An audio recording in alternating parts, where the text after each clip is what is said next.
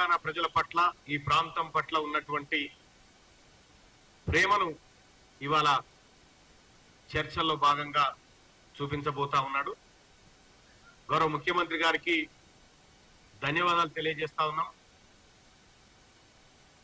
అయితే ఇంత చక్కటి వాతావరణంలో ప్రజల ఆకాంక్షల మేరకు ఇరు రాష్ట్రాల ముఖ్యమంత్రులు కూర్చొని మాట్లాడుకుంటా ఉంటే ఏ పని లేనటువంటి బీఆర్ఎస్ పార్టీ నాయకులు దీన్ని కూడా ఓ రాజకీయంగా వాడుకునేటువంటి బురద జల్లేటువంటి కార్యక్రమానికి తెరలేపారు. గత 10 ఏళ్ల నుంచి కేసీఆర్ తయారు చేసి పెట్టినటువంటి పెంటంతా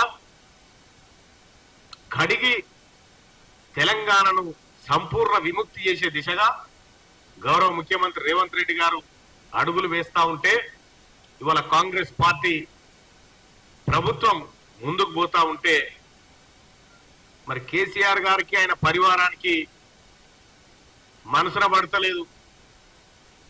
అయ్యో ఉంటే మా లెక్క ఉండాలి కదా, మా లెక్కనే ప్రజల్ని మభ్య పెట్టాలి కదా అనేటువంటి ఉద్దేశంతో ఇవాళ బీఆర్ఎస్ పార్టీ నాయకులు వ్యవహరిస్తా ఉన్నారు.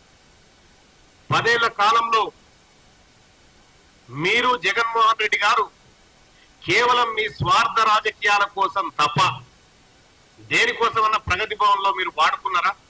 ఓ 2 రాష్ట్రాల ముఖ్యమంత్రులు కూర్చొని మాట్లాడి ఉన్న సమస్యలేంటి అనేటువంటి చర్చ ఎప్పుడైనా జరిగిందా? కల్వకుంట్ల చంద్రశేఖరరావు గారిని మేము అడుగుతా ఉన్నాం.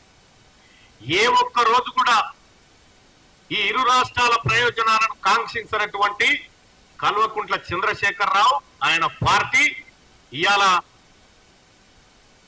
సుదీర్ఘకాలం పెండింగ్ లో ఉన్నటువంటి అంశాలను పరిష్కరించుకునే దిశగా కాంగ్రెస్ పార్టీ ప్రభుత్వం ముందుకు పోతా ఉంటే ఇలా జీర్ణించుకోలేకపోతా ఉన్నారు.